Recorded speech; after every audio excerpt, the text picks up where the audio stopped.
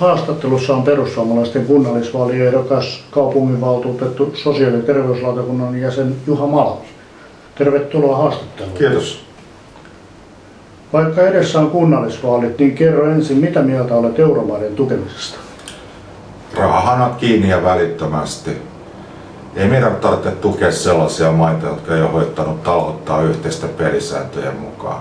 Me tarvitaan ne rahat täällä Suomessa. Kiitos.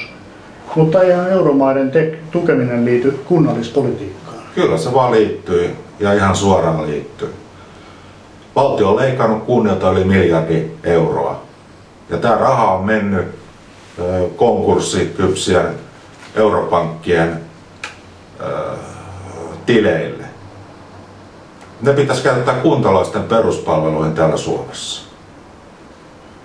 Otetaan vielä kantasi maahanmuuttopolitiikkaan ennen muita kysymyksiä. No me tarvitaan maahanmuuttajia Suomeen työhön ja yrittämään. Ja maahanmuutto on mun mielestä järkestettävä sillä lailla, että nopeutettaisiin sellaisten maahanmuuttajien palauttamista, jotka on tänne tullut sosiaalitukien perässä. Ja puolestaan edistettäisiin sellaisten työhön ja yrittämään tulleiden maahanmuuttajien kotoutumista lisäämällä esimerkiksi suomen kielen opetusta ja suomalaista yhteiskuntaoppia. Miksi tulevat kunnallisvaalit ovat erittäin tärkeät? No, erittäin tärkeät ihan sen vuoksi, että nyt ratkaistaan se täällä Vantaalla ainakin, että jatkuuko SDP ja kokoomuksen ylivalta. Vai valitseeko kansa nyt vantaalaiset oikeastaan ainoa vaihtoehto, joka näillä puolella on, eli perussuomalaiset. Sellaisen puolueen, joka puhuu asiat suoraan ja kansantajuisesti. Mikä muuttuisi, jos perussuomalaiset olisivat vallassa? No, sulle mulle politikointi loppuisi. Ja asiat laitettaisiin tärkeysjärjestykseen. Päätöksiä ei tehtäisi kabineteissa, vaan ne tehtäisiin avoimesti. Ehkä isoin ero muihin puolueisiin verrattuna on se, että perussuomalaiset ei ole sidottu mihinkään ideologiseen linjaan. Me ei olla oikealla, me ollaan vasemmalla, me laitetaan asiat tärkeysjärjestykseen. Ja asiat ratkaisee, ja me voidaan kannattaa sellaisia ehdotuksia vasemmalta, oikealta, jos ne on linjassa meidän oman poliittisen linjan kanssa. Onko vielä jotain muuta? Kyllä, sellainen asia, että tämän lisäksi niin uskon, että jos perussuomalaiset nousee valtaan, niin kansalaisilla tulee olemaan paremmat mahdollisuudet vaikuttaa päätöksentekoon. Ne otetaan huomioon aivan eri tavalla kuin tällä hetkellä. Ja ehkä sitten tärkein asia sinänsä vantaalaisilla on, että me tullaan turvaamaan peruspalvelut. Vantaalla ollaan tekemässä todella rajut menoleikkaukset peruspalveluihin. Mitä mieltä olet tästä? Voi ottaa mitä mieltä. Se on aivan järjetön teko. Tullaan maksamaan vielä iso hintalappu sille tulevaisuudessa. Että leikkausten suuruus on 150 miljoonaa euroa. Ja siitä tulee kärsimään kaikki vantaalaiset. Vauvasta vaariin. Mutta jotta tämä leikkausten suuruusluokka aukeisi, niin on ehkä hyvä konkretisoida, mitä tämä 150 miljoonaa euroa tarkoittaa. Ja tehdään se sillä lailla, että sillä rahalla voitaisiin palkata 1000 opettajaa, 1000 sairaanhoitajaa ja puolittaa Vantaan työttömyys. Tällä rahalla. Tarkempi lista näistä leikkauksista, mitä on tulossa ja päätöksenteossa löytyy mun nettisivulta juhamalmi.net kohdasta kunnallisvaalit 2012, jos haluaa katsoa. Millä keinoilla nämä rajut menoleikkaukset estettäisiin? Jos muuta keinoa ei ole, niin silloin mun esitys on, että nostetaan veroäyriä siten, että sen vaikutus on keskituloiselle 18 euroa kuukaudessa. Ja sillä turvataan nämä peruspalvelut. Ja jotkut on väittänyt, että se karkottaa sitten hyvätuloiset veronmaksajat täältä Vantaalta tai estää heidän muuton Vantaalle, niin kyllä se on näin päin, että jos meillä ei ole peruspalvelut kunnossa, niin kukaan ei tänne muuta. Ja täytyy huomioida se, että Vantaa on yksi velkaisimmista kunnista Suomessa. Mutta kuitenkin veroaste, kunnallisveroprosentti on selvästi alle Suomen keskitason. Tämä on niin kuin epäsuhdassa oleva yhtälö. Ja nyt enemmistö valtuutetuista ja puolueista on sitä mieltä, että veroja pitää nostaa, mutta vasta vaalien jälkeen, ensi vaalikaudella. Eli pelkäävät sitä, että veronnosto karkottaa äänestäjät. Mutta siinä tulee käymään niin, että jos nämä palvelut ajetaan nyt alas, niin ei niitä hetkessä ylös nosteta.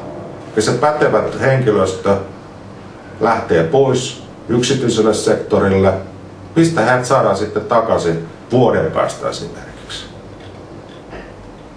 Kuka on vastuussa Vantaan heikosta taloudellisesta tilanteesta? Ensisijaisesti kokoomus ja SDP. Heillä on enemmistö ollut sekä valtuustossa, kaupunginvaltuustossa että lautakunnissa. He ovat näiden päätösten takana. Ja mä kysyisin oikeastaan sillä, että onko tämä nyt sitä vastuunkantoa, että ensin saatetaan Vantaan talous kuralle ja sen jälkeen leikataan peruspalveluista, kaikkien vantalaisten hyvinvointipalveluista. Äänestäjälle voisi sanoa tämän asian sillä lailla, että nyt on isoin kysymys on se, kun mietit, että ketä äänestät ja mitä puoletta. Että kumman sä valitset? Peruspalveluiden turvaamisen ja veronnoston vai nämä rajut menoleikkaukset? Jos sä vastaat siihen kyllä, peruspalvelut ja veronnosto, niin se on mun linja. Jos sä haluat leikata menot ja tehdä ne leikkaukset, niin se ei ole mun linja. Mitä konkreettista olet saanut aikaan? No viime kunnallisvaaleissa tein vaalilupauksen ja lupasin tehdä kaikki peruspalveluja eteen. Ja näin on toiminut. On toiminut oikeudenmukaisuuden eteen. Olen äänestyttänyt yli 100 epäoikeudenmukaista päätöstä, mutta harva niistä on mennyt läpi, koska kaikista asioista päättää, niin kuin aiemminkin tuli esille, kokoomus ja SDP. Ja on pyydetty luopumaan tästä linjasta, kun mä tuon esiin ikäviä asioita, niin nämä isot vanhat puolueet ei välttämättä siitä tykkää. Mutta siihen mä en ole suostunut. Mä en ole ryhtynyt minkään puolueen kumileimasimeksi, enkä myöskään virkamiesten kumileimasimeksi. 2 valtuustoaloitetta on mennyt läpi. Ne hyväksyttiin ja Vantaalla vietettiin ensimmäistä kertaa Vantaan omaa omaishoidon päivää viime syksynä. Toinen aloite, joka meni läpi, koski konsernitaloutta. Siitä ei ole ollut saatavilla ei äänestäjillä eikä valtuutetuilla minkäänlaista tietoa, mitä se konsernitalous pitää sisällään. Siihen kuuluu siis lähes 100 yhtiötä, joissa Vantaa on omistajana tai osaomistajana. Ja sen velkataakka on kaksinkertainen verrattuna Vantaan kaupungin omaan. Se ei ole ihan pieni juttu, se on iso talous, jota pyöritetään. Nyt sitä on olemassa perustietopaketti kaikkien saatavilla Vantaan nettisivuilla. Sitten näistä määräraha-aloitteista voisi sanoa sen verran, että niitä on ollut vaikea saada läpi.